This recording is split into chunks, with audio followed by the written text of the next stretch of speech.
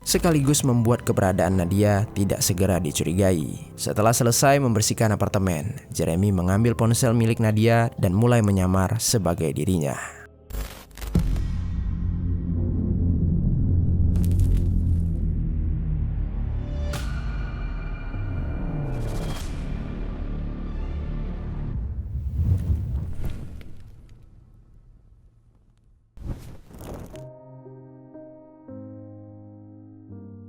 Halo pendengar kisah, selamat datang kembali di channel ini, tempat di mana kita akan membahas kisah-kisah kriminal nyata yang terjadi di seluruh dunia. Aku doakan semoga kalian semua yang sedang menonton video ini dalam keadaan sehat walafiat dan dijauhkan dari mara bahaya.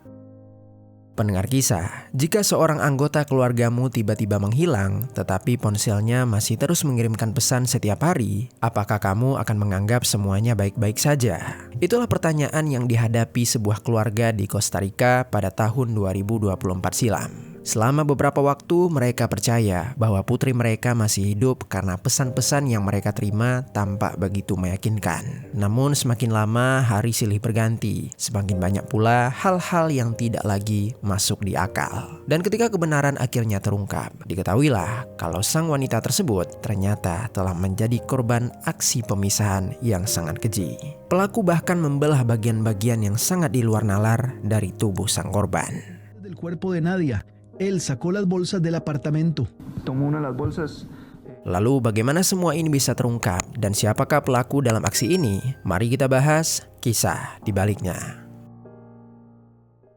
Nadia Jeanette Peraza Espinoza, seorang perempuan muda asal Costa Rica yang baru berusia 21 tahun. Nadia tinggal di Provinsi Heredia, sebuah wilayah di bagian tengah negara tersebut. Di mata orang-orang yang dekat dengan dirinya, Nadia dikenal sebagai pribadi yang ramah, mudah bergaul, dan selalu membuat orang lain merasa nyaman ketika berada di sampingnya. Di balik keseharian Nadia, dia juga memikul tanggung jawab besar sebagai seorang ibu. Nadia telah memiliki seorang putri yang saat itu baru berusia sekitar 2 tahun. Seorang anak dari hubungannya dengan pria bernama Jeremy Mauricio Buzano Paisano. Bagi Nadia, sang putri bukan sekedar anak, melainkan alasan terbesarnya untuk terus bertahan menghadapi berbagai kesulitan hidup yang selama ini telah dia alami. Di samping itu, Nadia sendiri merupakan putri dari Marilyn Espinoza atau yang akrab disapa dengan sebutan Mama Lin, dan juga ayahnya yang bernama Juan Cortez. Bagi keluarganya, Nadia ini adalah sosok penyayang yang selalu ringan tangan membantu siapapun yang membutuhkan. Hubungannya dengan kedua orang tuanya pun begitu dekat. Namun kedekatan itu perlahan mulai memudar bukan karena keinginannya sendiri, melainkan karena seseorang mulai mengambil alih kendali atas hidupnya. Jadi sekitar 6 tahun sebelumnya, Nadia memulai sebuah hubungan dengan Jeremy Mauricio. Keduanya hidup bersama sebagai pasangan tanpa ikatan pernikahan resmi atau yang dikenal di Costa Rica dengan sebutan Union Libre. Mereka tinggal di sebuah apartemen di Heredia dan membesarkan putri mereka secara bersama.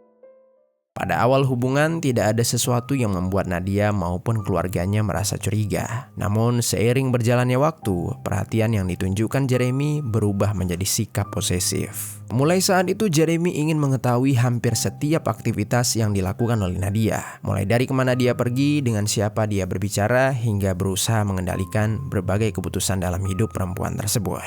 Apa yang semulanya terlihat seperti bentuk perhatian, kemudian berubah menjadi alat untuk menguasai hidup Nadia. Seiring waktu, pengendalian itu berkembang menjadi kekerasan. Nadia mengalami kekerasan fisik, verbal, hingga psikologis secara berulang. Di saat yang sama, Jeremy juga terus mengancam agar Nadia tidak menceritakan apapun yang telah dia lakukan kepada keluarganya. Tekanan yang berlangsung selama bertahun-tahun membuat Nadia semakin menjauh dari orang-orang terdekatnya dan hidup dalam ketakutan.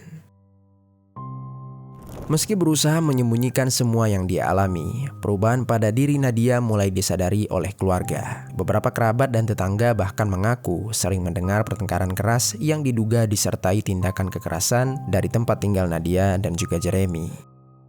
Merasa keselamatan putri serta cucunya berada dalam bahaya, Marilyn sebagai orang tua akhirnya mengajukan laporan kepada Patronato Nacional de la Infancia, sebuah lembaga perlindungan anak di Costa Rica yang memiliki fungsi serupa dengan Komisi Perlindungan Anak di Indonesia. Laporan tersebut kemudian berujung pada proses hukum yang mempertemukan kedua belah pihak di persidangan.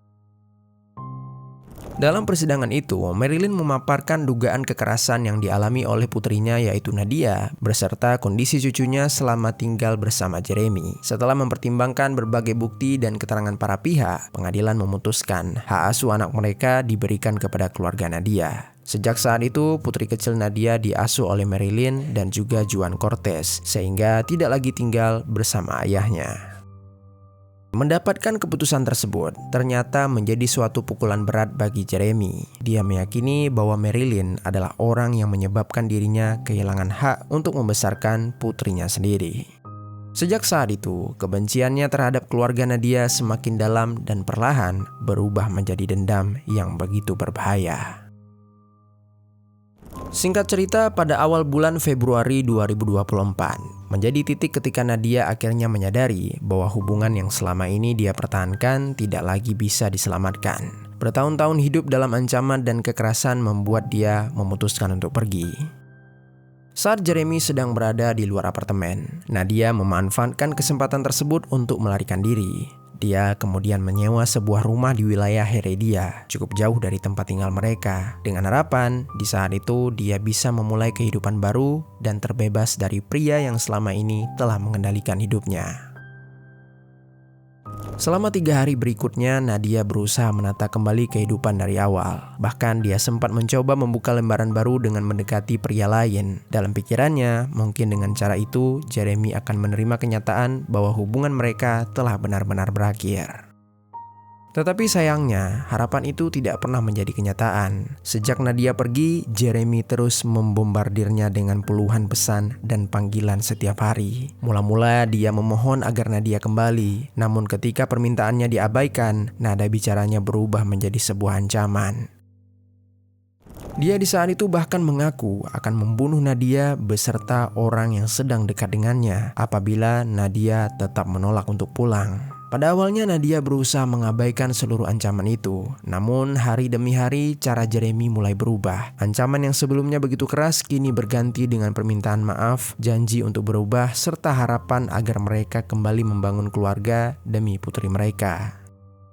Manipulasi-manipulasi emosional itulah yang terus berlangsung secara perlahan dan sedikit demi sedikit mengikis keteguhan seorang Nadia. Pada akhirnya, entah apa yang terjadi, Nadia tiba-tiba saja memilih kembali tinggal bersama pria yang selama ini justru menjadi sumber ketakutannya. Keputusan itu diambil dengan sebuah harapan, Jeremy benar-benar menepati semua janji yang telah dia ucapkan. Selama beberapa minggu pertama setelah Nadia kembali pulang, kehidupan mereka sekilas tampak membaik. Jeremy tidak lagi menunjukkan sikap kasar seperti sebelumnya, sehingga Nadia pun mulai percaya bahwa pria itu benar-benar ingin memperbaiki hubungan mereka. Lalu beberapa hari kemudian tibalah di tanggal 21 Februari 2024. Nadia mencoba meminta izin kepada Jeremy untuk mengunjungi rumah orang tuanya dan bertemu dengan putri kecilnya. Jeremy mengizinkan kepergian tersebut, tetapi dia mengatakan bahwa dirinya tidak ikut karena masih memiliki urusan lain. Lalu sesampainya di rumah, Nadia disambut hangat oleh kedua orang tuanya. Malam itu dia menghabiskan waktu bersama keluarga, bermain dengan putrinya, serta menikmati makan malam dalam suasana yang penuh dengan kehangatan. Setelah sekian lama hidup di bawah tekanan, momen sederhana itu menjadi salah satu waktu paling membahagiakan yang sempat dia rasakan. Menjelang malam, kedua orang tuanya sempat meminta Nadia untuk menginap. Namun, Nadia menolak. Nadia mengatakan bahwa dirinya hanya meminta izin untuk berkunjung, bukan bermalam. Dia khawatir jika pulang terlambat atau tidak kembali ke apartemen, Jeremy akan kembali marah dan memicu suatu pertengkaran. Sebelum meninggalkan rumah, Nadia memeluk kedua orang tuanya. Dia kemudian mencium dan memeluk putri kecilnya dengan penuh kasih sayang sebelum berpamitan. Singkat cerita, keesokan malamnya, di tanggal 22 Februari 2024, Nadia di saat itu sedang mencuci piring setelah menyelesaikan makan malam. Lalu tiba-tiba, Jeremy pun memanggil namanya dari ruangan lain dengan nada yang cukup tinggi. Tanpa menaruh curiga, Nadia segera menghampiri kekasihnya itu sambil bertanya apa yang terjadi.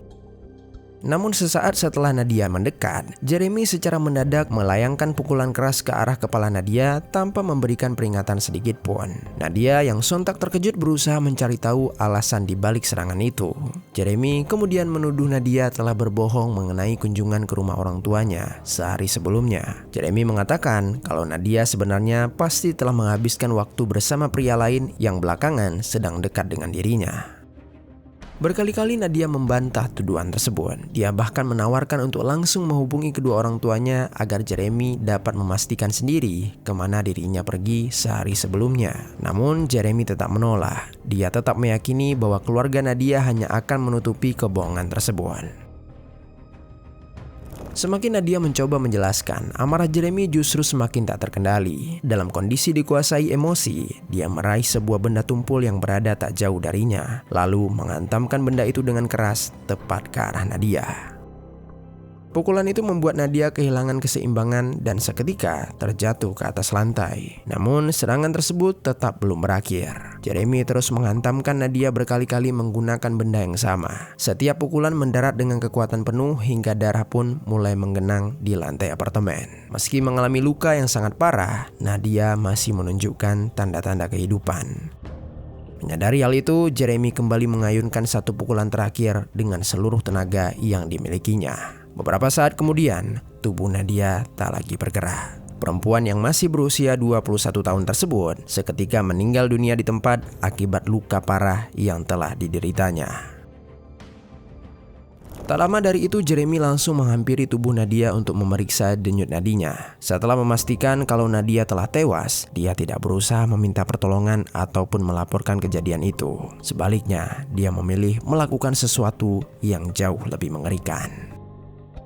Jeremy berjalan menuju gudang apartemen untuk mengambil sebuah benda tajam berukuran besar. Setelah itu, dia pun kembali menghampiri jasad Nadia dan mulai melakukan aksi pemisahan. Jeremy memulainya dari bagian kepala, lalu dilanjutkan ke tangan dan juga kaki. Tak berhenti di situ, pada bagian torso atau badan, Jeremy juga membelah organ sensitif Nadia beserta dengan payudaranya. Entah apa tujuannya di saat itu.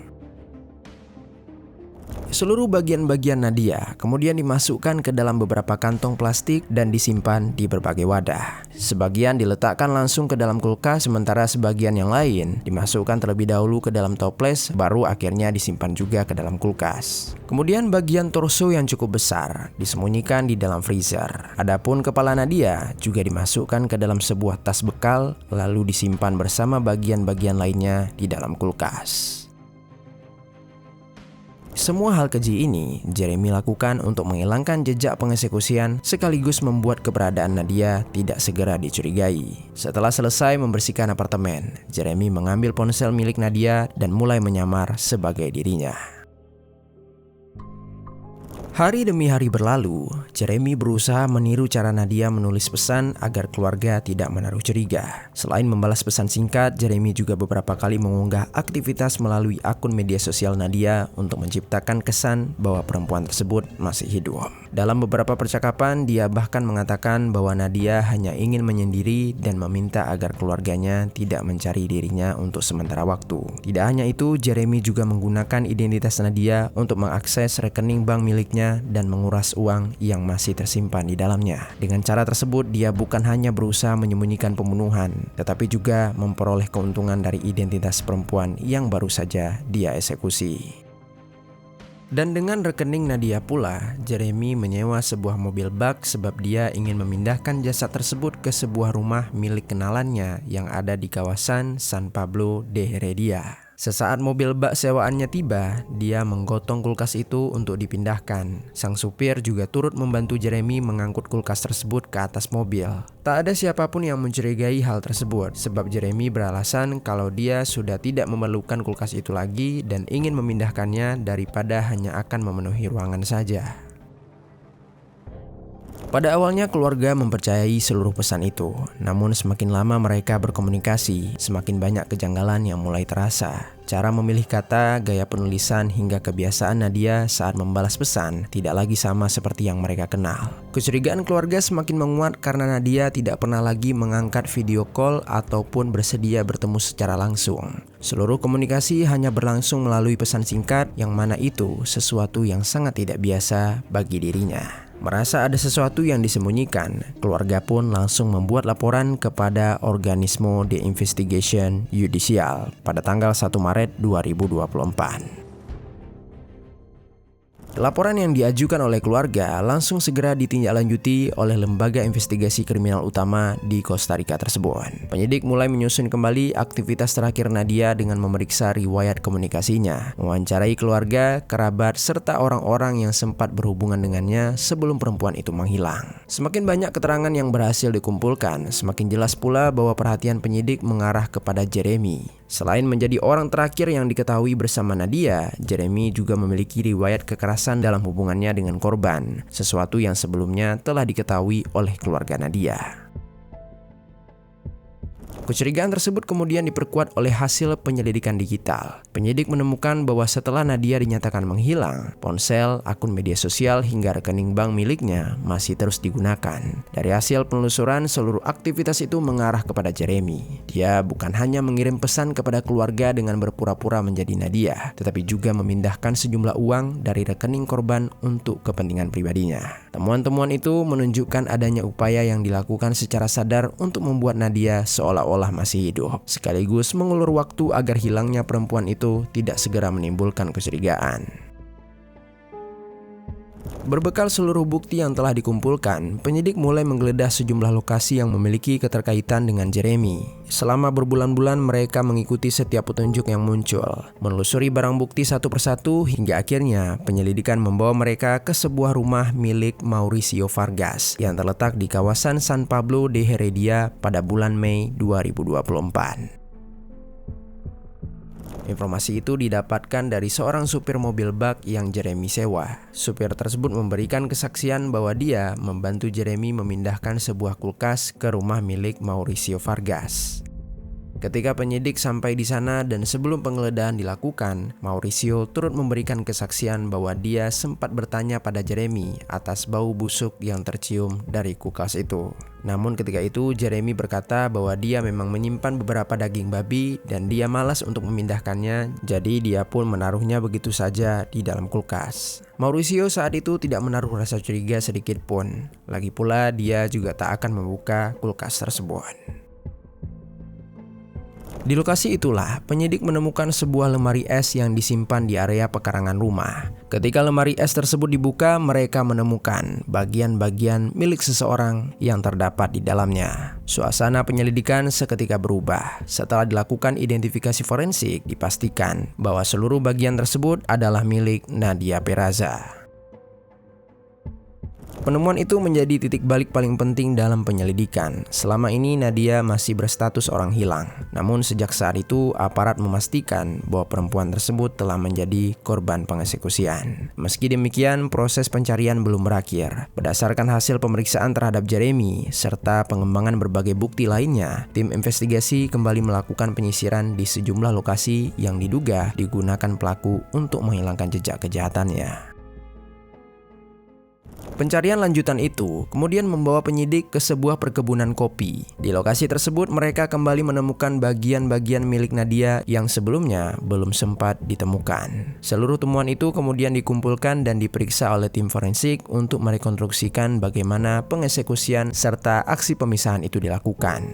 Namun hingga proses penyelidikan selesai, tidak semua bagian milik Nadia berhasil ditemukan. Beberapa organ seperti kedua kaki, organ intim, payudara tidak pernah berhasil didapatkan. Kondisi inilah yang kemudian memunculkan dugaan bahwa Jeremy kemungkinan telah memakan organ-organ tersebut sebelum dia membuang sisa-sisa jasad korban. Hingga kini dugaan tersebut belum pernah dapat dipastikan, tetapi tetap menjadi salah satu aspek paling mengerikan dalam kasus ini.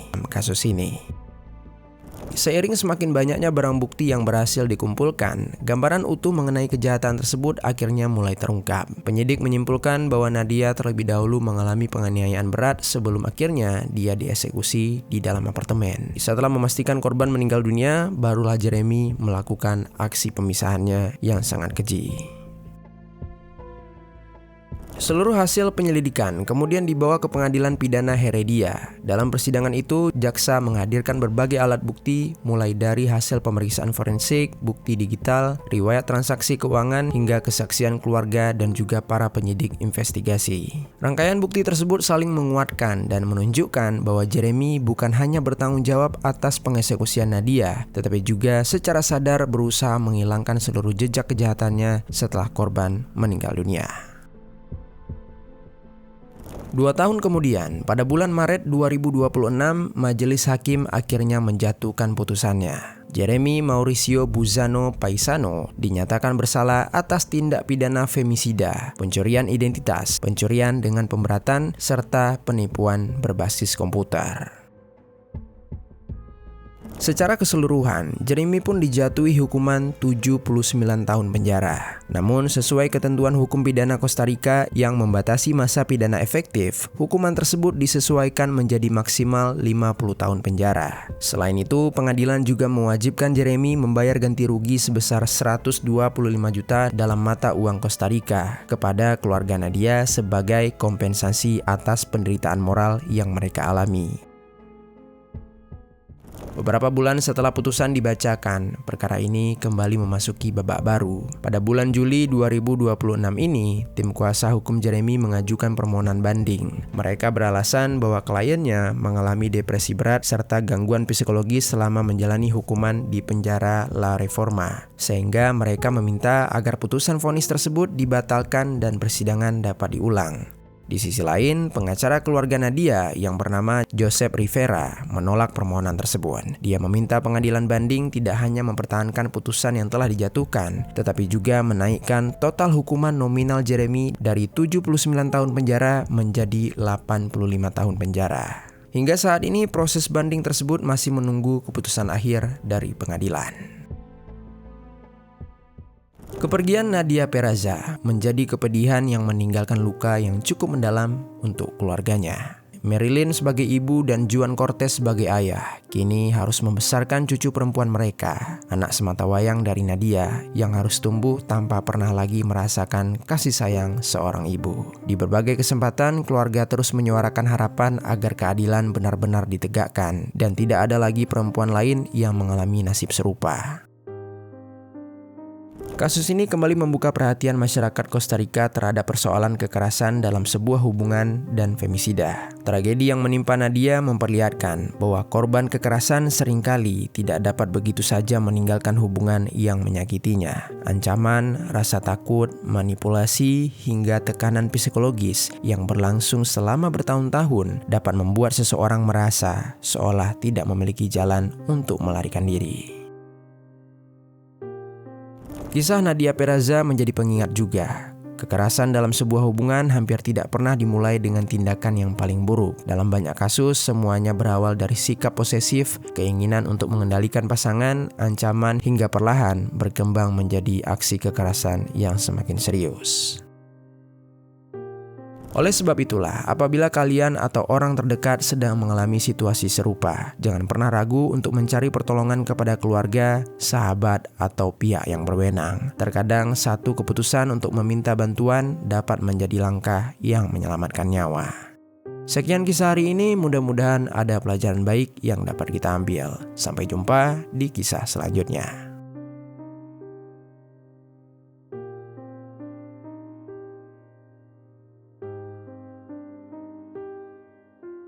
Pendengar kisah, sebelum kita lanjut, kami mau rekomendasiin salah satu produk yang bisa kalian beli di fitur belanja di bawah.